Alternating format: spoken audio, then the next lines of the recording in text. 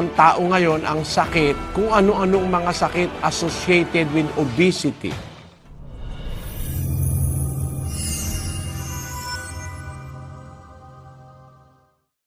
Sa lahat po ng paraan, pagka sobra, masama. Masama po. Kahit sa pagkain, mga kapatid. Pagka sobra, ang tawag po dyan, gluttony. Basahin po natin ang unang Pedro 4:3.